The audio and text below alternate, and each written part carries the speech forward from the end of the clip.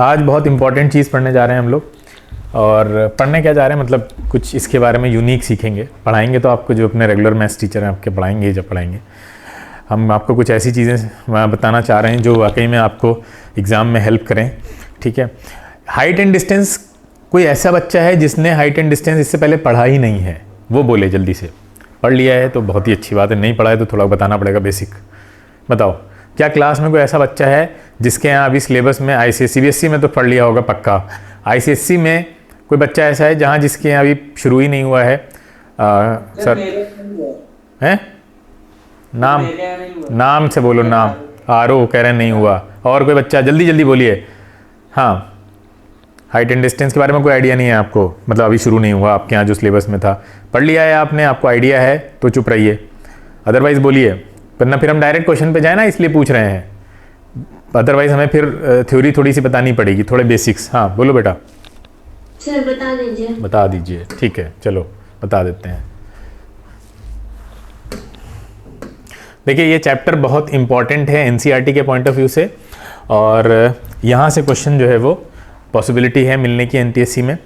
और बाकी आपके दोनों के यहाँ ही मुझे लगता है सीबीएसई और आईसीएसई दोनों के यहाँ उसमें भी आएगा, आपका जो टर्म 2 है वहाँ भी आएगा। हम कुछ तरीके ऐसे बताएंगे जो शायद आपने इससे पहले कभी नहीं देखे होंगे करने के, और बहुत आसान है। मतलब कल वाले चाहे आपको मुश्किल लगे हों, हालांकि कल वाला भी मुश्किल नहीं था, लेकिन आज वाला बहुत ज़्यादा आसान है और बहुत प्रैक्टिकल है। हाइट एंड डिस्टेंस को बहुत बहुत हलवा बना देता है। ठीक है, आपके जो पेजेस भरते हैं उसको करने में वो सब बच जाएगा, क्योंकि टर्म 2 में भी कुछ क्वेश्चंस मल्टीपल चॉइस आएंगे। ठीक है, सब्जेक्टिव के साथ साथ, और एनटीएससी तो पूरा मल्टीपल चॉइस है, इवन स्टेज 1 स्टेज 2 दोनों में, और ये चैप्टर दोनों में आ सकता है।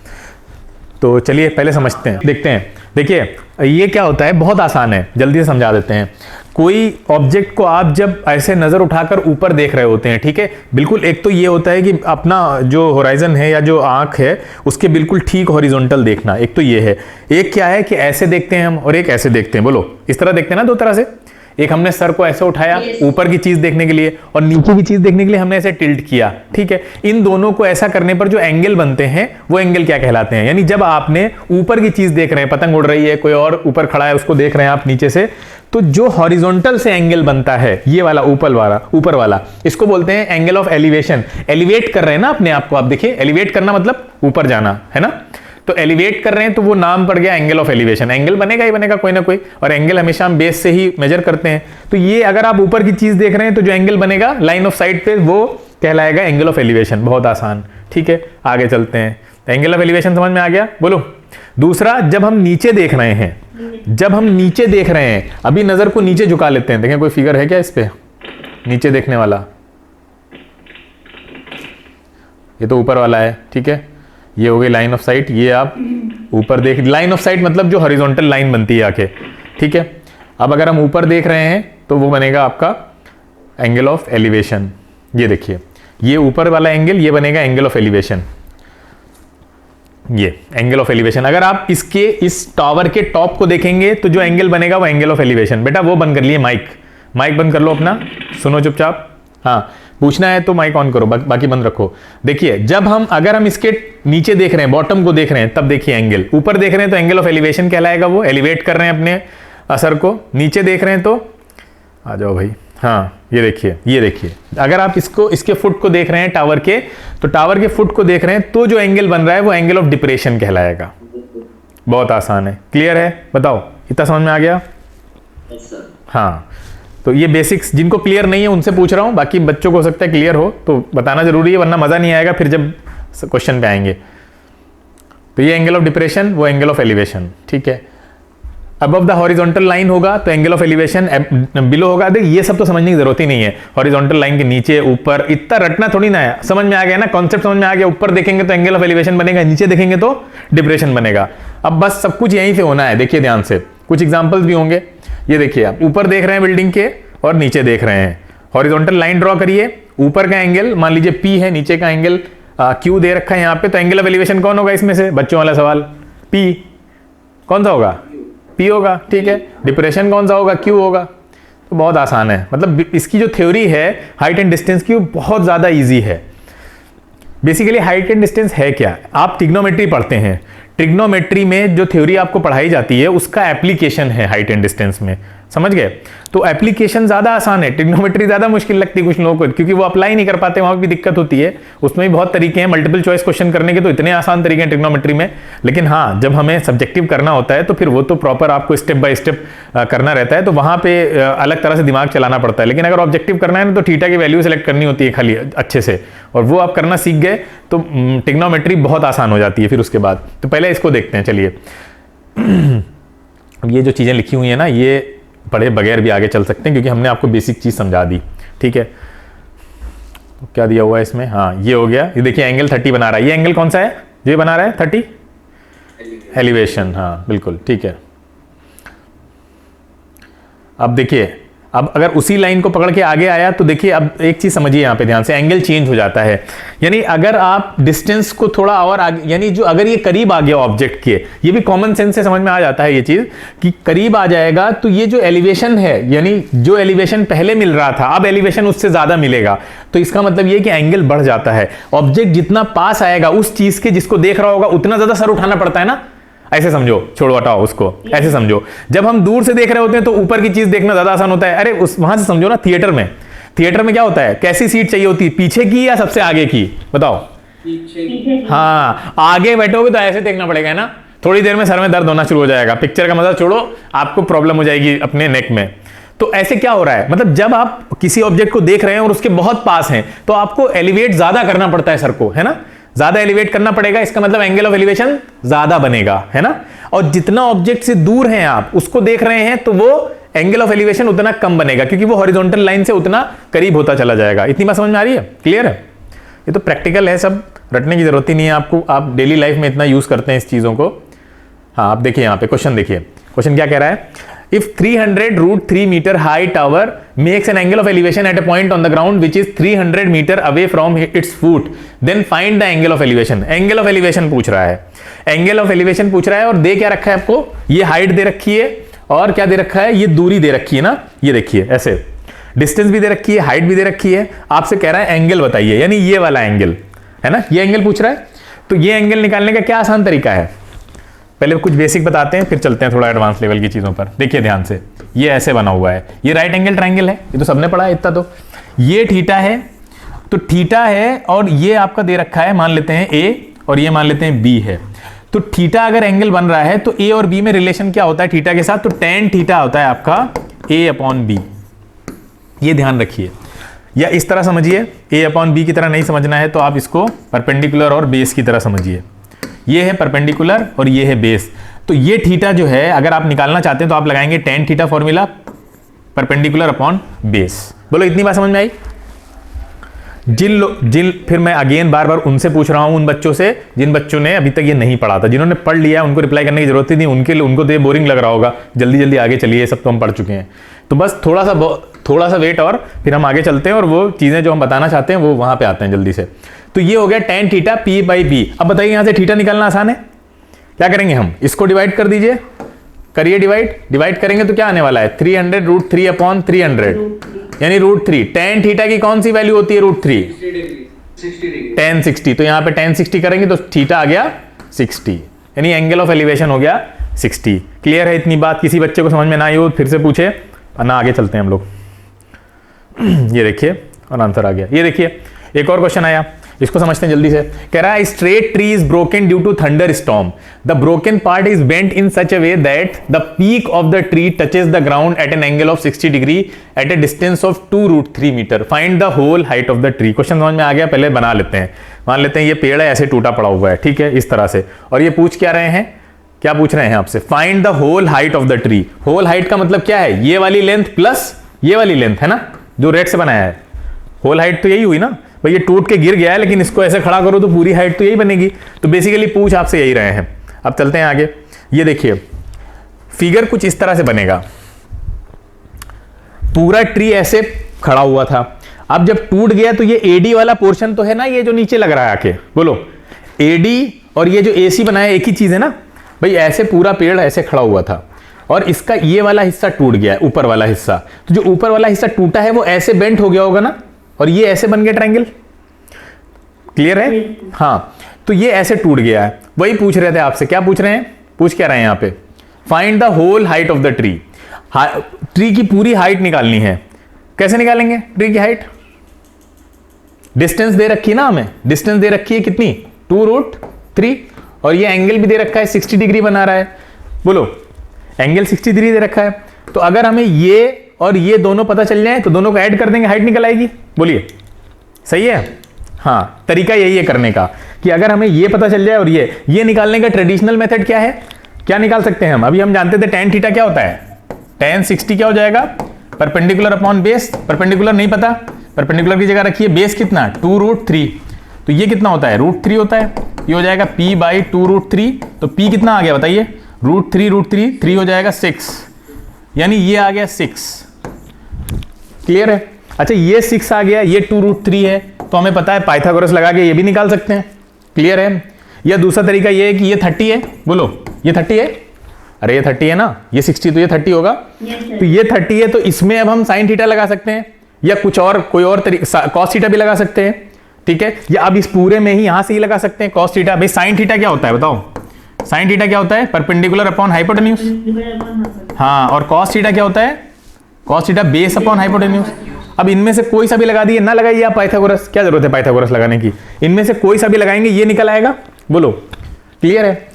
अब इसको करने का और अच्छा तरीका समझते हैं। ये वाला बेसिक सबको समझ में आया, जो बेसिक तरीका था ये सब कर लेते हैं इस बेसिक तरीके से। अच्छा तरीका क्या है? अच्छा तरीका ये है कि आप सबसे पहले एक चीज समझिए, दो तरह के ट्राइंगल आपको मिलेंगे किसमें, हाइट एंड डिस्टेंस में। दो तरह के ट्राइंगल कौन से होंगे, एक वो होगा 90 डिग्री दोनों में होगा, एक में हो सकता है यहाँ 45 हो और यहाँ भी 45 हो। ठीक है, आइसोसेलेस राइट एंगल ट्राइंगल जिसको बोलते हैं। दूसरा क्या मिल सकता है, ये 60 होगा और ये 30 होगा। लार्जली आपको यही दोनों एंगल मिलने वाले हैं। बोलो क्लियर है? 60 30 90 या 45 45 90। अब आपको कुछ चीजें हैं जो याद रखनी है। क्या याद रखना है वो सुनिए। देखिए अगर आप यहां 1 माने तो ये भी 1 हो जाएगा, भाई आइसोसेलेस है तो 1 1 बराबर होगा। हाँ, अगर ये 1 तो ये √2 होगा। अरे यार ऑब्वियस सी बात है √2 होगा। अब सुनिए, अगर हम 30 के सामने 1 माने, अगर हम 30 के सामने 1 माने तो 60 के सामने आता है √3 और 90 के सामने आता है 2।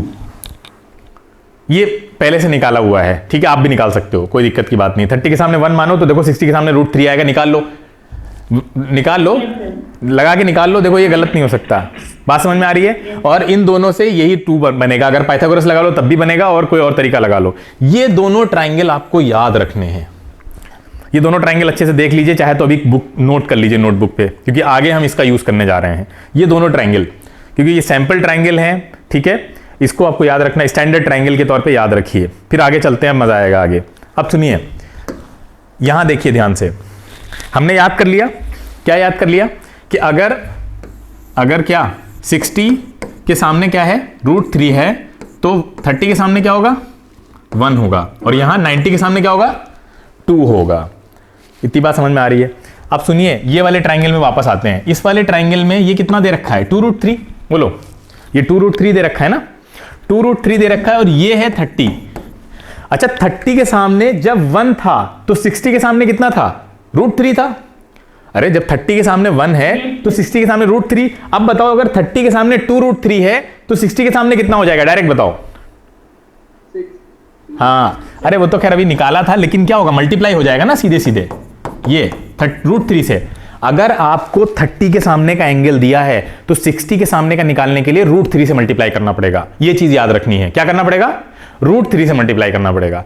अगर आपको 30 के सामने का वैल्यू दे रखी है तो 60 के सामने की साइड निकालने के लिए क्या करेंगे, √3 से मल्टीप्लाई करेंगे। अच्छा 60 की साइड बड़ी है इसीलिए √3 बड़ा है 1 से। बोलो बड़े एंगल के सामने की साइड बड़ी होती है ना, अरे तो पढ़ा है ना, एंगल बड़ा तो उसके सामने की साइड बड़ी। तो देखो 30 के सामने 1 है तो 60 के सामने 1 से बड़ा लिया है हमने, और 90 सबसे बड़ा एंगल है तो उसके सामने सबसे बड़ी साइड गई है 2। ऐसे इसको याद भी रखना है, मतलब ये गड़बड़ ना कर देना, मतलब 2 यहां कर दिया तुमने, 30 के सामने 1 यहां चला गया, सब गलत हो जाएगा। याद कैसे रखेंगे, लॉजिकली याद रखेंगे। 30 छोटा एंगल है तो उसके सामने सबसे छोटी साइड कितनी आएगी 1। 60 उससे बड़ा है तो उसके सामने उससे बड़ी √3 आ गई, और 90 सबसे बड़ा उसके सामने 2 जाएगी। ऐसे याद रखना है। अब और क्या तरीका याद रखना है कि अगर 30 की वैल्यू दे रखी है, 30 के सामने की साइड है पता है आपको, तो 60 के सामने की निकालनी है तो √3 से मल्टीप्लाई कर दो। भाई √3 से 1 को मल्टीप्लाई किया ना हमने, आ गया सीधे डायरेक्ट। अच्छा अगर 30 के सामने की दे रखी है तो 90 के सामने की निकालनी है तो क्या कर देंगे, जस्ट डबल कर दो। अरे डबल कर दिया ना, ये देखो जस्ट डबल कर दो। क्लियर है, बात समझ में आ रही है इतनी? हाँ, इसमें कोई दिक्कत नहीं हो रही है तो बोलो। अगर मान लो 60 के सामने की दे रखी है और 30 के सामने की निकालनी है तो क्या करेंगे? अब लॉजिक लगाओ, क्या करेंगे? हाँ शाबाश, √3 से पहले मल्टीप्लाई किया था, अब क्या कर देंगे भाई? यहां से यहां जाने के लिए मल्टीप्लाई करेंगे और यहां से वापस आने के लिए क्या करेंगे? डिवाइड कर देंगे। सिंपल है, क्लियर है, इतनी बात समझ में आ गई? अब वापस आइए क्वेश्चन पे। क्वेश्चन में देखिए, ये निकाल लिया आपने, ये कितना आया मल्टीप्लाई करके? 6 आया ना, यहां से यहां गए 6 आ गया। अब खुद ही सोचो, 30 के सामने की वैल्यू आपको दे रखी है तो यहां वाली इसकी डबल होगी ना, 4√3। ये डबल होता है ना, 30 के सामने जो होता है वो 90 के सामने डबल होता है। अब जोड़, दोनों को ऐड कर दो, देखो कि आंसर आ रहा है, सही है गलत है? क्या यही आंसर आ रहा था इसका अगर हम पुराने मेथड से चलते? बोलो। हाँ, अब ये कितना तेज मेथड है, अभी समझाने में जो टाइम लगा, अदरवाइज ये कितना तेज है। सोचो कि आपको अगर ये आता है तो अब क्या जरूरत है आपको प्रोसेस दिखाने की पूरी? बोलिए। अब देखिए, अभी ये और आगे कॉम्प्लेक्स क्वेश्चन में कितना मजा आने वाला है इसकी वजह से। चलें आगे, इसमें अभी किसी और को कुछ समझना है तो समझ लो, ठीक है? अभी क्लियर कर लो, फिर आगे चलते हैं तो आगे ज़्यादा मज़ा आएगा। कोई डाउट नहीं? चलें आगे। चलिए ठीक है, चलते हैं। देखिए क्वेश्चन, देखिए पहले क्वेश्चन पढ़ते हैं। Determine the height of the mountain if the angle of elevation of its top at an unknown distance from the base of 30 degree and at a distance 10 kilometre further of from the mountain along the same line the angle of elevation is 15 degree. पूछ क्या रहा है? Height पूछ रहा है, ठीक? इस question को जरा रुक के थोड़ा सा 10-15 सेकंड में एक बार रीड करिए, क्योंकि पढ़ेंगे नहीं तो चीजें सर के ऊपर से निकलेंगी। क्वेश्चन को समझ लीजिए पहले, ठीक है? देखिए अब ये कुछ कह रहा है क्या? ऐसा एक माउंटेन है, उस माउंटेन की कह रहा है हाइट h है, मान लेते हैं हमने h है, ठीक है? अब वो क्या बोल रहे हैं? एक अननोन डिस्टेंस से, ठीक है, बेस से 30 डिग्री का एंगल बन रहा है। ऐसे बोलो, ये डिस्टेंस भी अननोन है जहां से 30 डिग्री बन रहा है, हमने x मान ली, ठीक है? किस हाइट पे बन रहा है वो भी अननोन है, वो हमने क्या मान ली? h मान ली। बस खाली क्या नोन है इस क्वेश्चन में? 30 डिग्री जो एंगल बन रहा है, ठीक है? फिर एक और चीज आगे कह रहे हैं, अगर हम 10 किलोमीटर दूर चले जाएं, ये देखिए 10 किलोमीटर दूर चले गए, इस पॉइंट से 10 किलोमीटर और दूर चले गए, ठीक है, सेम लाइन पे, तो एंगल ऑफ एलिवेशन कितना है बेटा? 15 डिग्री है ना? बोलो यही फिगर होगा, सही है? क्वेश्चन को पढ़ के देखो, फिगर सही बनाया? बिल्कुल सही बनाया। चलो इस फिगर को सिंप्लीफाई करके लिखते हैं यहाँ पे। ये देखिए, यही क्वेश्चन में कह रहा है, पूछ क्या रहा है हमसे? h पूछ रहा है। अब जो हमने तरीका पढ़ा है, जो ट्रेडिशनल तरीका है वो आप घर पे लगाइएगा, उससे जो हमने अभी तरीका देखा है 30, 60, 90 वाला और 45, 45 वाला, अभी हम लगाते हैं, देखिए कितनी तेज उससे आंसर आता है आपका। देखिए ध्यान से, एक दो क्वेश्चन करेंगे उसके बाद आप खुद करने लग जाएंगे। देखिए सबसे पहली चीज, हमें ये h निकालना है। हम क्या जानते हैं? हम ये जानते हैं कि अगर ये 15 है और ये 30 है तो ये एक्सटीरियर एंगल है, तो ये भी 15 होगा। देखो ज्योमेट्री लग रही है, ये 15 और ये 30, तो ये भी 15 होना चाहिए ना। एक्सटीरियर एंगल 30 है तो दोनों इंटीरियर एंगल का सम है ना ये। अरे इस वाले ट्रायंगल में देखो, आ रहा है ना समझ में? क्लियर है?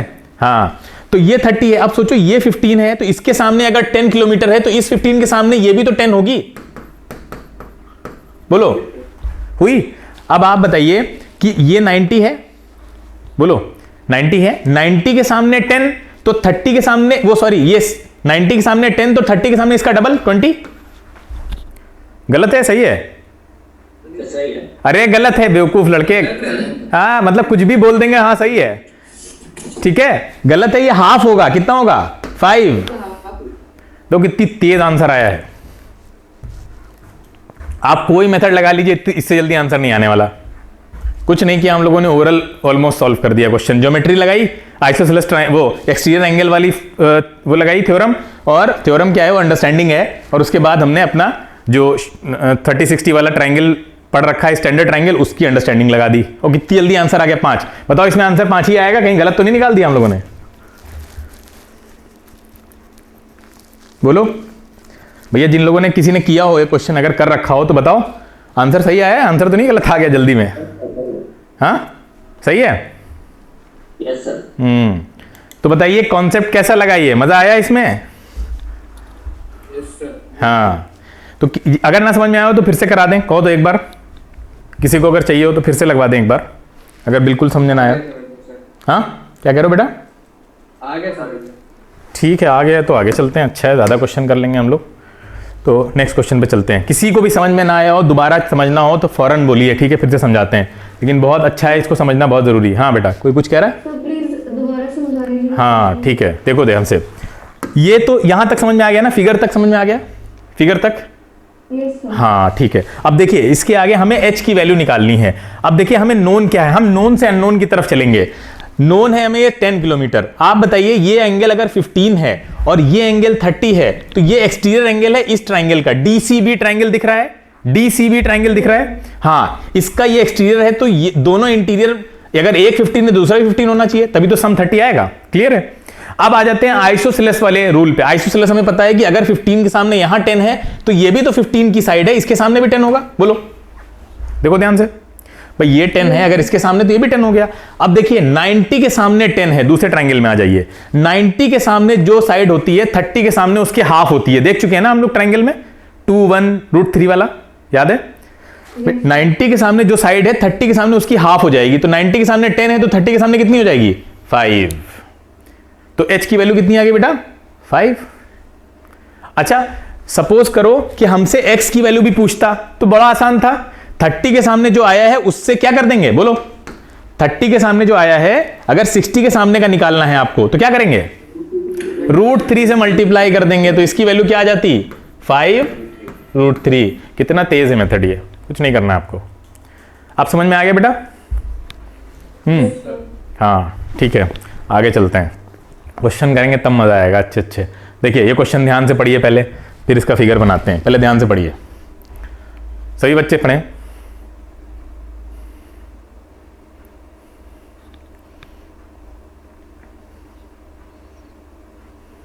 स्पेलिंग मिस्टेक्स हैं कुछ दिख रही हैं मुझे। सेलिंग को सेलिंग लिख दिया है, दा बीच में घुसेड़ दिया है फर्जी का। ये देखिए, ये सेलिंग होगा।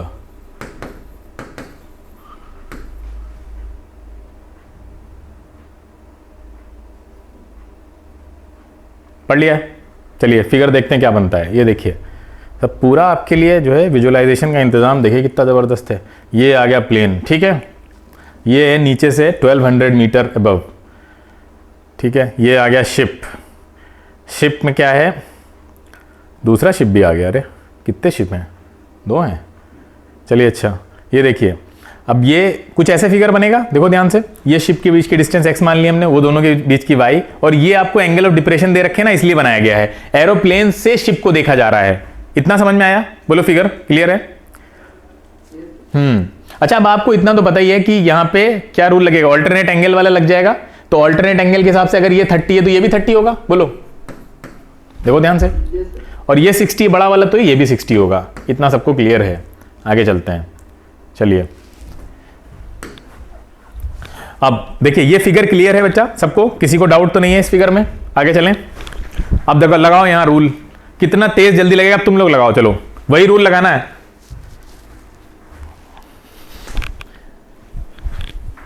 चलिए आप लोग लगाइए जो भी हमने, हाँ बिल्कुल।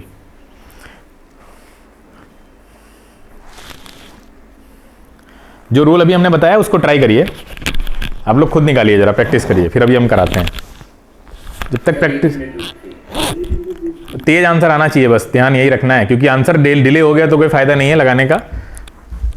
वैसे पहले प्रैक्टिस में थोड़ा डिले भी हो जाए तो कोई दिक्कत नहीं है, प्रैक्टिस होनी चाहिए, जरूरी है। सब बच्चे करें वही रूल लगा के, ठीक है। 30-60 ट्राइंगल बना हुआ है, बहुत आसान है। वैल्यू किसकी निकालनी है? Distance between both the ships, मतलब वाई निकालना है ना, वाई निकालना है। एक शिप यहां खड़ा है सी पे, एक डी पे खड़ा है, डी और सी के बीच की डिस्टेंस वाई है, तो वाई निकालना है हमको। कितना आया जरा आंसर बताना? 800। हाँ, वही तरीका लगाया। और अब देखिए, देखो 60 के सामने 1200 है तो 30 के सामने कितना होगा? अरे 30 के सामने, हाँ 1200 अपॉन √3, क्योंकि वो छोटा है तो डिवाइड करना पड़ेगा आपको। अच्छा, 90 के सामने कितना हो जाएगा? डबल इसका, 2400 अपॉन √3। अब आप देखिए यहाँ पे एक्सटीरियर एंगल वाली लगाइए। ये 60 है तो ये 30 है तो ये भी 30 होगा। बोलो, क्लियर है ना? ये 30 होगा, ये भी 30 हो गया। तो अगर 30 के सामने 2400 √3 है तो इस वाले 30 के सामने भी कितना हो जाएगा भाई? यहां भी तो 2400 √3 होगा ना। अब इसको आप रैशनलाइज कर लिया होगा आपने, है ना, ये वाला। ठीक है, तो 3 ये 3 बनेगा, 3 8 जा 24, तो ये आ जाएगा 800√3। देखो कितना तेजी से आपने लगाया, कोई tan theta cos theta sin theta कुछ नहीं लगाना आपको, खाली स्टैंडर्ड ट्राइंगल आपको पता हो, आपका आंसर आएगा। क्या अगर हम ट्रेडिशनल मेथड से लगाते तो भी यही आंसर आता? बताओ, आंसर सही है? हाँ, किसी बच्चे को समझ में ना आया हो तो बोलो फिर से समझा दें, अभी समझ लीजिए, फिर आप खुद प्रैक्टिस करेंगे ना, बहुत तेज लगाएंगे इस क्वेश्चन को। ज्योमेट्री लग रही है, पूरी ज्योमेट्री लगा रहे हैं आप। देखिए ज्योमेट्री और हाइट एंड डिस्टेंस को साथ में मिक्स कर दिया है यहाँ पे। चलें आगे, कोई डाउट नहीं? ठीक, कोई डाउट है बिना किसी हेजिटेशन के पूछिएगा, ठीक है। तो ये कुछ बेसिक सवाल थे जो हो गए, कुछ और सवाल देखते हैं, शायद होंगे। देखिए ये कुछ फिगर बनेगा, ये चल रहे हैं भाई साहब टावर की तरफ, टावर की हाइट 30 मीटर है, उनकी हाइट 1.5 मीटर के हैं ये चल रहे हैं टावर की तरफ। पूछ क्या रहे हैं हमसे कि 30 to 60 की तरफ जब एंगल ऑफ एलिवेशन चेंज हो रहा है, देखिए ध्यान से, एंगल ऑफ एलिवेशन अभी कितना है? 30 है। अब ये आगे मूव कर जाएंगे, आगे मूव करेंगे, सर और उठाना पड़ेगा, एंगल ऑफ एलिवेशन बढ़ जाएगा, ऑब्वियस है। ये देखिए यहाँ आ गए, तो इनका एंगल ऑफ एलिवेशन हो गया 60, ठीक है, 60 हो गया। अब हमसे क्या पूछ रहे हैं? डिस्टेंस ही वॉक्ड, वही P और Q के बीच की डिस्टेंस पूछना है, जैसे शिप के बीच की डिस्टेंस पूछी गई थी, बिल्कुल सेम सवाल है, जल्दी से आंसर निकालिए। जैसे शिप के बीच की डिस्टेंस पूछी गई थी वही सब कुछ यहाँ पे भी है। 19√3। शाबाश, समझदार हो तुम लोग, तेजी से पकड़ लिया तुम लोगों ने। 19√3। फिर देखते हैं अभी, बाकी लोग ट्राई कर रहे हैं तो करें, बिल्कुल करें, थोड़ा टाइम लगता भी है इनिशियली, तो कोई दिक्कत नहीं है, ठीक है। अब 1.5 मीटर का बॉय है तो उतनी डिस्टेंस आपको बस निकाल देनी है। फिगर तो हमने आपके सामने रख दिया है, तो ये जो टावर की हाइट बचेगी आके वो आपकी कितनी हो जाएगी यहाँ से? 28.5, ठीक है। तो कैसे करेंगे? देखिए यहाँ पे वही चीज़ है, सेम फॉर्मूला, यहाँ पे भी देखिए 30 होगा ना, ये भी 30 हो जाएगा। तो ये 60 के सामने दिया है, 30 के सामने निकालिए, 30 के सामने कितना आ जाएगा यहाँ से? 28.5/√3। अच्छा 90 के सामने कितना हो जाएगा? इसका डबल, और वही आंसर हो जाएगा लिटरली। बोलो भैया, यही तो आंसर हो जाएगा। इसको रैशनलाइज कर लीजिए आप, टेढ़ा लिख दिया हमने, इसको रैशनलाइज कर लीजिए खाली। तो 28.5 × 2 डिवाइडेड बाई √3, तो इसको रैशनलाइज करेंगे जब आप, तो ये 3 से कैंसिल हो रहा है, 5 2 7 and 8 15 हाँ हो जाएगा। 3 9 जा 3 5 जा, तो 2 5 जा 10, 2 9 जा, ये तो √3, हाँ √3 तो रहेगा साथ में, तो कितना आ रहा है? 18 and 19, हाँ सही है, यही आएगा आंसर। किसी को समझ में ना आया हो तो फिर से समझा दें, कोई दिक्कत नहीं है। देखिए सब लोग, सेम क्वेश्चन है, शिप वाला ही है ना, इसमें कौन सा नया कॉन्सेप्ट लगा है? वही क्वेश्चन है सेम, उसमें यही पूछ रहा था x, अगर y पूछ रहा होता फिर भी आप निकाल लेते हैं, सब कुछ आप निकालते हुए चल रहे हैं। y की वैल्यू तो आपने सबसे पहले निकाली है ना भाई, y की वैल्यू ये है ना।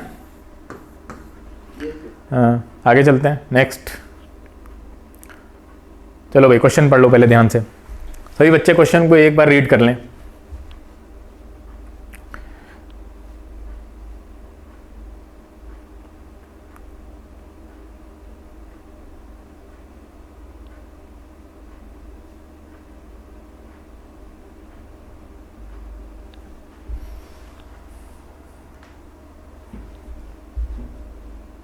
चलिए देखते हैं। ये देखिए दो पोल्स हैं, कह रहे हैं दो पोल हैं, दोनों की हाइट सेम है, ठीक है। बीच में एक पॉइंट मान लीजिए रोड पे, जहां से एंगल ऑफ एलिवेशन एक तरफ 60 बन रहा हो, एक तरफ 30, बीच में कहीं पे मान लीजिए इन दोनों के बीच की डिस्टेंस 80 मीटर है। इनके बीच में हमने एक पॉइंट मान लिया जहां से 60 डिग्री का बन रहा है एंगल और एक 30 का। आपको पता है ये वाली डिस्टेंस कम होगी, ये ज़्यादा होगी ना, ये तो कॉमन सेंस बता रहा है। अरे ये वाली डिस्टेंस कम होगी क्योंकि एंगल ऑफ एलिवेशन ज़्यादा बन रहा है। जब ज़्यादा कब बनता है? जब आप बहुत पास होंगे अपने ऑब्जेक्ट से, और ये डिस्टेंस कम होगी। ये ऐसे जनरल नॉलेज के लिए। अब आपसे क्या पूछ रहा है? Find the height of the poles and distance of the point. अब तक तो निकल गया होगा कुछ लोगों का, बताओ वही तरीका लगाओ। 42 है, 40√3, ओके 40√3। बाकी लोग करें, देखें क्या आ रहा है, इतना नहीं आ रहा है, 40√3 ही आ रहा है सबका। बाकी लोग ट्राई जरूर करें, तो वो ट्राई नहीं करोगे तो फायदा नहीं है तरीका बताने का। यस सर यही आ रहा है। ओके चलो भाई हम करवा देते हैं। देखिए ध्यान से, आपको पता है ये सब छोड़ दीजिए, आप कुछ ना मानिए, x और 2x को कुछ नहीं मानने की जरूरत है, ठीक है। आप क्या करिए, ये h है, 60 के सामने h है तो 30 के सामने कितना होगा बेटा, h/√3। अरे यार ऑब्वियस है ना, h/√3 होगा, नहीं बोलो, ये 30 है ना, 30 के सामने h/√3 होगा, क्लियर है। अच्छा यहां देखिए 30 के सामने h है तो 60 के सामने कितना होगा, 60 के सामने h√3 होगा ना, बोलो। अरे नहीं समझ में आ रहा है, यहां 30 के सामने h है तो 60 के सामने h√3 से मल्टीप्लाई करेंगे, वहां हमें डिवाइड करना पड़ा। अब आप बताइए, ये वाली डिस्टेंस आपको मिल गई h√3, ये वाली डिस्टेंस मिल गई h/√3, दोनों का सम कितना है बताओ, दोनों का सम 80 है। अब बताइए यहां से हमें h निकालने में कितना टाइम लगने वाला है, कुछ भी नहीं। आप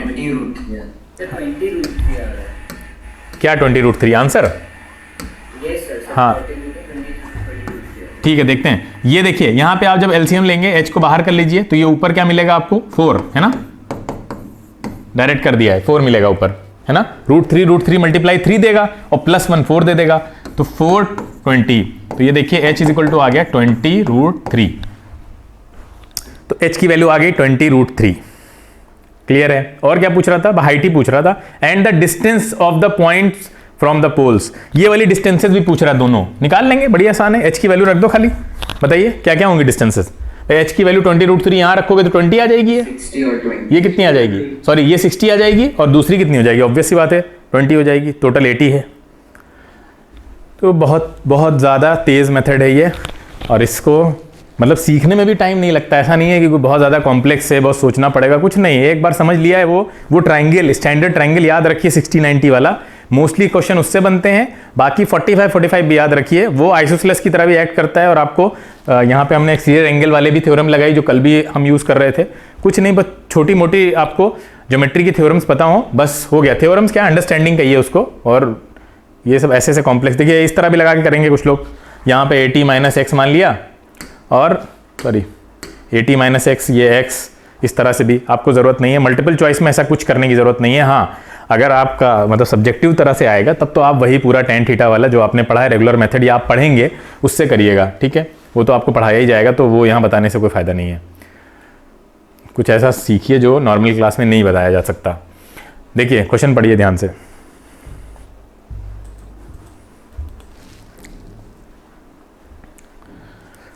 क्वेश्चन पढ़िए ध्यान से सभी बच्चे। मैं बार बार बोल रहा हूँ, मेरी स्पीड अगर तेज़ लग रही हो बताने की तो आप मुझसे दोबारा रुक के पूछ सकते हैं, ठीक है, या आपको रिकॉर्डिंग भी मिल जाएगी। हम तेज़ इसलिए चल रहे हैं कि 1 घंटा बहुत जल्दी निकल जाता है, तो ज़्यादा से ज़्यादा क्वेश्चन आपको करा दें। तो अगर किसी को डाउट नहीं है तो क्या फ़ायदा रुकने का, तो आप बीच में रोक के पूछ सकते हैं। मैं बार बार कह रहा हूँ इस बात को।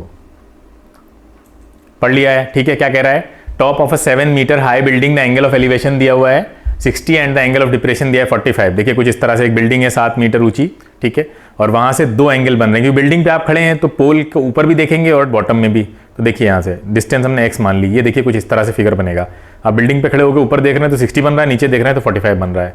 पूछ क्या रहा है हमसे, determine the height of the tower. अब तक तो निकल गई होगी कई लोगों की, बताओ क्या होगी।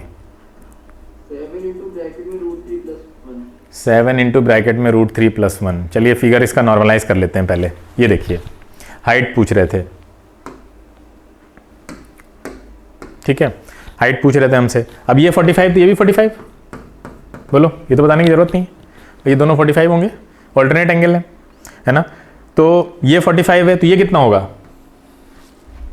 45। अरे भाई बताओ ना, हाँ तो x की वैल्यू तो डायरेक्ट आ गई, कितनी 7। अरे यार 7 होगी ना, दिख रहा है 7 होगी। अब आते हैं हाइट पे, हाइट का मेन मसला तो हाइट का ही फंसा हुआ है। अब ये देखिए ये भी 7 दे रखी इन्होंने, तो ये देखिए 45 के सामने 7 है तो ये भी 7 हो गई, बोलो ये वाली, देखो ध्यान से। हाँ अब ये 30 है, ये कितना है, ये 30 है, 30 के सामने 7 तो 60 के सामने कितना होगा, ये वाला 7√3, तो 7√3 + 7, यही हो गया ना आंसर। 7 को बाहर कर लीजिए आप, तो 7 to 1√3, ये आ रहा था आपका 7 + 7√3। अब इसको आप सॉल्व कर लेंगे, आंसर आ जाएगा। इसकी वैल्यू आप रख भी सकते हैं या यहीं पे भी छोड़ सकते हैं, वैसे रख दो ज़्यादा अच्छा है। अगर आप सब्जेक्टिव की तरह कर रहे हैं तो कभी भी रूट्स की वैल्यू को छोड़ के मत आइए, कोशिश करिए पॉइंट में निकाल के मल्टीप्लाई करके रख के आइए, अच्छा इंपैक्ट जाता है टीचर पे, मतलब एग्जामिनर पे जो कॉपी चेक करता है। समझ में आ गया? किसी बच्चे को ना आया हो तो बताया। कोई यहाँ पे हमने tan cos कुछ नहीं यूज़ किया है, प्योर अंडरस्टैंडिंग, अच्छा कॉन्सेप्ट जो हमने अभी तक सीखा है उसके बेसिस पे हम ये सारे लॉजिकल अंडरस्टैंडिंग पे क्वेश्चन करे ले रहे हैं। फिर से बोलिए, अगर फिर से समझा दें अगर किसी को ना समझ में आया हो तो। सर एक और बार फिर से समझाएं। ठीक है। अरे क्रिश तुम तो मत पूछो यार, तुम रिकॉर्डिंग देख लेते दोबारा। मतलब अभी वो बच्चों को टारगेट कर रहे हैं हम जो NTSC भी देने वाले हैं या टर्म 2 देने वाले हैं, तो मैं तो मौका मिलना ही है पूरा सीखने का। ठीक है, चलो अच्छा। देखो हमने क्या बताया यहाँ पे कि ये आप ऑल्टरनेट एंगल थ्योरम लगेगा यहाँ पे, ये 45 है, ये 45 है, तो ये वाला भी 45 होगा। क्यों? Alternate angle theorem lines and angle में पढ़ाया गया होगा। अब देखिए 45 के सामने 7 है तो ये भी 45 होगा। ऑब्वियस सी बात है, 90 डिग्री में अगर एक एंगल 45 है दूसरा 45 ही होगा, और कोई हो ही नहीं सकता। तो 45 के सामने 7 है तो यहाँ भी 7 होगा, आइसोसेलेस ट्रायंगल बन गया ये। ठीक है, ये 7 है, x की वैल्यू अगर पूछ रहा होता तो 7 आती, वो पूछ ही नहीं रहा है हमसे, तो ये 7 है तो हम ऊपर चलते हैं, ऊपर वाले में। अब देखिए यहाँ पे ये 45 के सामने 7 है तो फिर ये वाला भी 45 होगा। ठीक है, ये 45 होगा। इस 45 के सामने 7 है, ये वाली देखो ध्यान से, ये 7 है, यहां से यहां तक 7 है। इस 45 के सामने 7 है तो इसके सामने भी 7 होगा, ये। ठीक है, अब ये 30 है भाई, इस ट्रायंगल में देखिए 60 30 और ये 90 है, तो 30 के सामने 7 तो 60 के सामने क्या होगा, √3 से मल्टीप्लाई करना पड़ेगा। 60 बड़ा एंगल है इसलिए मल्टीप्लाई करते हैं √3, तो ये वाली आ गई 7√3 और नीचे वाली थी 7, ऐड कर दो, हाइट निकल आई। क्लियर है? चलिए आगे, नेक्स्ट पढ़ो ध्यान से, जल्दी से पढ़ो, और पढ़ के आप अप्लाई भी कर सकते हो डायरेक्ट। अगर आपको लगता है कि अभी समझ में आ गया तो खुद से करिए, आप वेट मत करिए फिगर बनवाने का, क्योंकि इसमें मेन चीज़ तो फिगर बनाना ही होता है। अगर हमने फिगर बना के पहले ही दे दिया तुमको तो फिर आप तो कर ले रहे हैं, कोई बड़ी बात नहीं है। हाइट एंड डिस्टेंस में फिगर खुद बनाना होता है, और फिगर बनाना आप सीख गए तो आधा क्वेश्चन लग गया।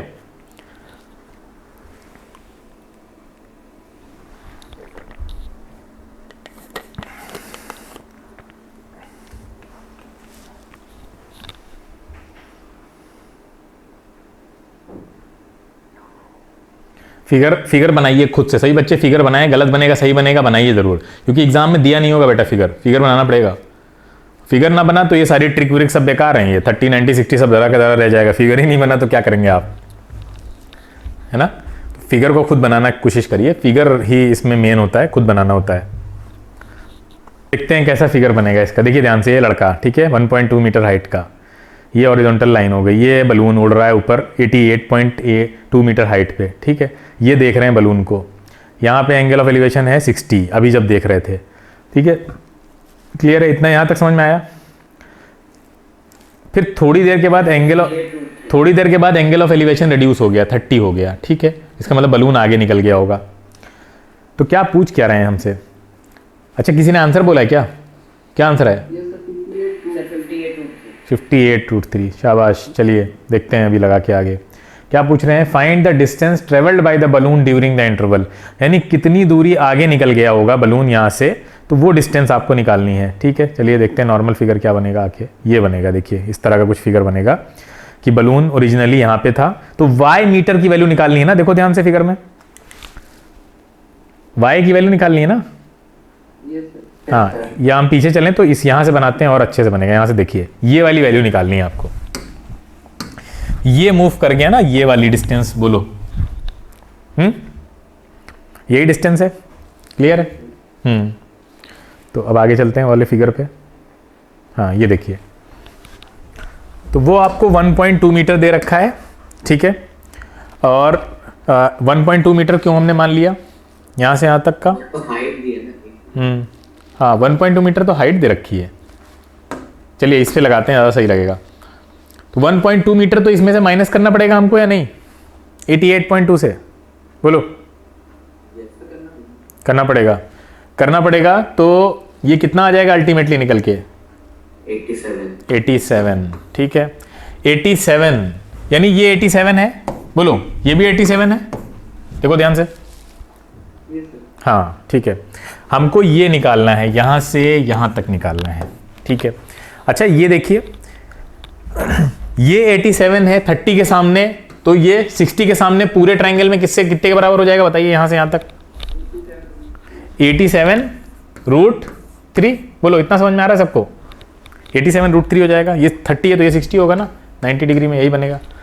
अब आ जाइए यहां, अगर हमें ये वाली डिस्टेंस पता चल जाए कौन सी, तो हम उसमें से माइनस करके खत्म कर देंगे खेल। ग्रीन वाली, अगर ग्रीन वाली पता चले तो 87√3 से माइनस कर देंगे। बोलो बेटा सबको क्लियर है?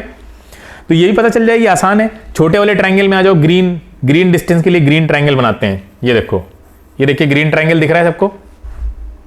दिख रहा होगा।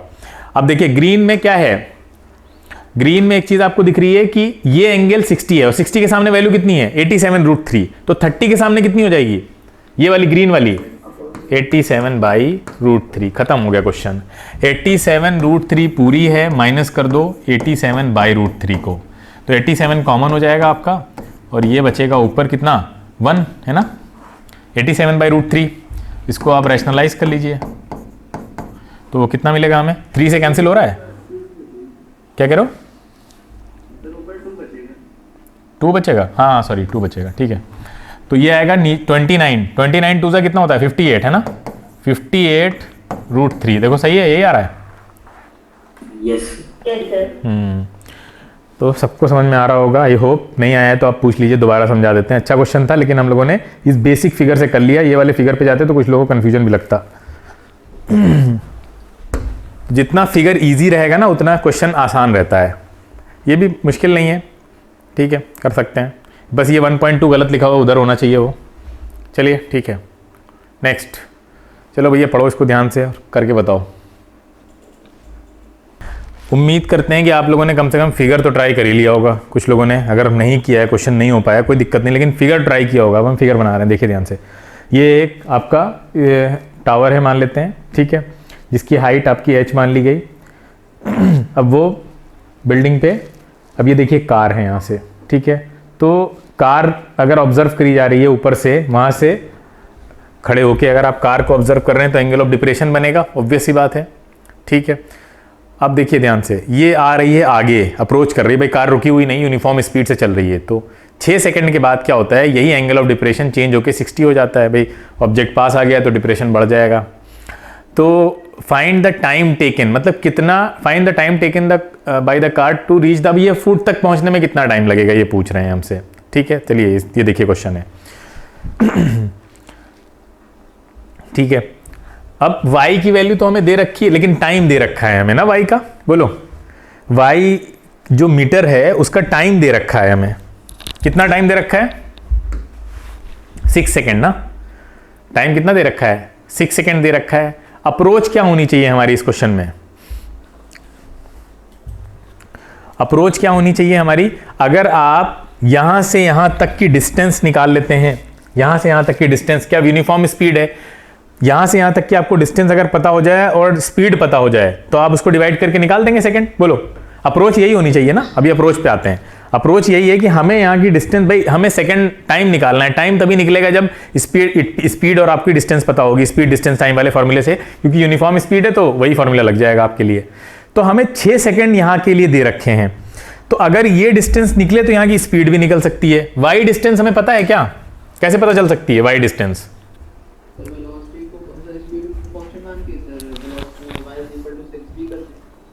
स्पीड को कांस्टेंट मान के, देखिए स्पीड मान लेते हैं v है, ठीक है। स्पीड इज इक्वल टू क्या होता है, स्पीड इनटू टाइम क्या देता है आपको, डिस्टेंस। बोलो क्लियर है ये बात? हाँ बिल्कुल क्लियर है। डिस्टेंस है कितनी है, y है, सही है। और टाइम कितना है बेटा यहाँ 6 है। क्या हम y की जगह 6v लिख सकते हैं या नहीं? बोलो y की जगह 6v लिख सकते हैं? हाँ लिख सकते हैं। अच्छा y की जगह अगर हम 6v लिख रहे हैं यहाँ पे, तो ये भी 6v होगा। बोलो हाँ ये भी 6v होगा। 90 के सामने 6v है, तो बताइए 30 के सामने कितना होगा, 3v। ध्यान से सुनो, 30 के सामने कितना, 3v। 30 के सामने 3v है। अब 30 के सामने जो दे रखा है वो x है ना, तो x is equal to 3v हो गया है। तो ऐसे तो बोलो यहां तक समझ में आ रहा है सब कुछ? ध्यान से देखिए, अब x की जगह पे हम क्या रख सकते हैं बताइए, वेलोसिटी इनटू टाइम रख सकते हैं, नहीं रख सकते हैं? बिल्कुल रख सकते हैं। देखो भाई हाँ, अब we cancel, T is equal to कितना आ गया 3 सेकेंड। बस यही लगाना था, इतना ही आसान क्वेश्चन था ये। हो सकता है आप लोगों ने दूसरी अप्रोच लगा दी हो, लेकिन इतना आसान क्वेश्चन है। वेरिएबल थे, कोई वैल्यू नहीं पता थी सेकेंड के अलावा, फिर भी हमने कितना आसानी से क्वेश्चन को कर डाला। समझ में आया? ना समझ में आया बोलो, फिर से बता दें। कॉम्प्लेक्स क्वेश्चन को भी आसान तरीके से कैसे किया जाता है, ये क्वेश्चन आप उसका एग्जाम्पल है बहुत अच्छा। अब देखिए, कुछ नहीं दे रखा था हमें, लेकिन हमने बिल्कुल कॉम्प्लेक्स नहीं बनाया उसको। जैसे अब तक करते आ रहे थे वैल्यूज के साथ, वैसे ही हमने वेरिएबल के साथ कर डाला। जो चीज कांस्टेंट थी उसको लेके आगे करते चले गए हम उसको। अल्टीमेटली वी निकालना था हमें, वो सॉरी टी निकालना था, वो निकल आया।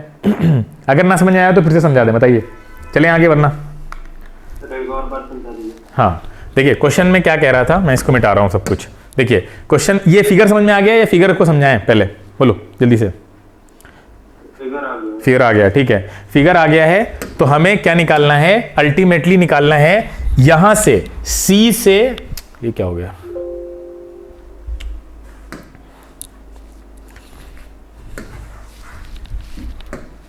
ठीक है, या फिर से बनाना पड़ेगा। हाँ ये देखिए, हमें अल्टीमेटली निकालना क्या है, देखिए हमको निकालना है सी से, गाड़ी सी तक आ चुकी है, सी से एक तक पहुंचने में कितना टाइम लगेगा, टी की वैल्यू निकालनी है। इतना क्लियर है? बताइए, टी की वैल्यू निकालनी है। क्लियर है? अब देखिए, अब हमें जो गिवन है वहां पे चलते हैं। गिवन क्या है, हमें गिवन है डी से सी के बीच जितना टाइम लगा, यूनिफॉर्म स्पीड से चल रहा है। नॉर्मल फॉर्मूला क्या होता है, velocity multiplied by time is equal to क्या होता है, डिस्टेंस। बोलो, ये तो पता है ना सबको, पता है। अच्छा, जो टाइम हमें दे रखा है, वी तो नहीं दे रखा, वी कांस्टेंट है, वी को वी लेंगे। टाइम हमें 6 सेकंड दे रखा है। ये किस जर्नी का टाइम है, ये वाई मीटर जर्नी का टाइम है। डी से सी के बीच वाई मीटर कवर किया है, तो ये डिस्टेंस हमने वाई ले ली। यानी वाई की वैल्यू कितनी आ गई हमारे पास, y की वैल्यू आ गई 6v। तो हम y की जगह 6v रख देंगे, तो y की जगह हमने रख दिया 6v। अब y की जगह 6v रखा हमने, तो अब देखिए, अब एंगल वाला खेल खेलेंगे हम। यहाँ पे 30 डिग्री था, यहाँ पे ये एक्सटीरियर 60 है, तो ये भी 30 होगा। ये तो क्लियर है, ऑब्वियस सी बात है, ये अब तक हम करते हुए आ रहे हैं। तो ये 30 के सामने 6v, तो आइसोसेलेस ट्राइंगल है, तो दूसरी साइड भी बराबर होगी, ये भी 6v हो जाएगी। अब दूसरे ट्राइंगल में आ जाइए, यहां 6v 90 के सामने है, हमें निकालना था यहां पे x की वैल्यू, तो ये 30 के सामने आ रहा है, तो 90 के सामने जो वैल्यू होती है वो 30 के सामने आधी हो जाती है, तो 30 के सामने वो कितनी हो जाएगी बताओ, 3v हो जाएगी। ऑब्वियस सी बात है, 6v से 3v। 3v किसके बराबर आ रहा है, क्वेश्चन में आ रहा है x के बराबर। अच्छा, x होगा क्या, x है डिस्टेंस, डिस्टेंस को हम लिख सकते हैं वेलोसिटी इंटू टाइम के रेस्पेक्ट में, तो हमने लिखा velocity into time. Velocity constant है तो v को v ही रहने देंगे सेम की तरह, वेलोसिटी बदल नहीं रही है ना, तो इसलिए ये वेरिएबल सेम रहेगा। टाइम का वेरिएबल बदल जाएगा, उसको आप t1 t2 कुछ भी मान लीजिए, उससे कोई फर्क नहीं पड़ता है, वही निकालना है हमें। तो ये 3v रहेगा, v कैंसिल हो गया यहां से क्योंकि सेम था, तो टाइम कितना आ गया 3 सेकेंड। क्लियर है? बोलो, अब 3 सेकेंड लगे, तो बस ऐसे कर लिया सिंपल करके, कोई नहीं था, खत्म हो गए बस। तो कुछ क्वेश्चन आज कराए गए, तो ये अप्रोच आपको बेटा सीखनी थी, बस यही अप्रोच हमें सिखानी थी, इसीलिए आपको ये कुछ क्वेश्चंस कराने पड़े हाइट एंड डिस्टेंस के, क्योंकि इंपॉर्टेंट है। ऐसे ही आगे भी मैथ्स के जिन चैप्टर्स में जो जो इंपॉर्टेंट इस तरह के कॉन्सेप्ट्स होंगे, मेथड्स होंगे, वो हम आपको टाइम टू टाइम इस तरह की क्लासेस लेके करा देंगे, ताकि आप जब एक्चुअल एग्जाम में बैठें तो कुछ तो आपका फायदा हो कम से कम, और ये आपके आगे तक काम करेगा। ये सारी चीजें जो अप्रोच आप सीखते हैं ना क्वेश्चन करने की, मतलब ये ट्रिक नहीं है कोई, ये तो एक कॉन्सेप्ट बताया गया है, और फिर इसको करने के टाइम पे हमने कई सारी चीजें यूज की, अपनी कैसे थॉट प्रोसेस को चलाया, वो चीजें आपको और भी जो है वो आगे काम आएंगी। आप आगे जाएंगे तो आपकी थॉट प्रोसेस वैसी बनती चली जाती है। तो अल्टीमेटली तो आपको मल्टीपल चॉइस क्वेश्चन से ही डील करना है, आगे जाकर भी 12th के बाद जो भी कंपटीशन देना है। तो अप्रोच अगर अच्छी हो जाती है तो IIT JEE जैसे कॉम्प्लेक्स एग्जामिनेशन में भी, वहां पे भी आप कुछ क्वेश्चंस में ऐसी अप्रोच लगा सकते हैं और निकाल लेंगे आप। तो वो थॉट प्रोसेस सिखाना आपको मकसद है कि अभी आप वैसा सोचना शुरू करें, तो 2 साल के बाद फिर आप कहीं ना कहीं उन क्वेश्चंस में भी वो सब मेथड्स, उस तरह की ट्रिक्स, उस तरह की सोच लगाने में कामयाब होंगे। ठीक है, तो बस ये सीखना बहुत ज़रूरी था। ऐसे हम और भी आगे ऐसी क्लासेस करते रहेंगे, और भी जो चैप्टर्स हैं उसमें जहाँ जहाँ मुझे लगेगा कि ये चीज़ आपके लिए यूज़फुल हो सकती है, उसके लिए हम ऐसे ही आपके लिए सेशन रख लेंगे। ठीक है बेटा।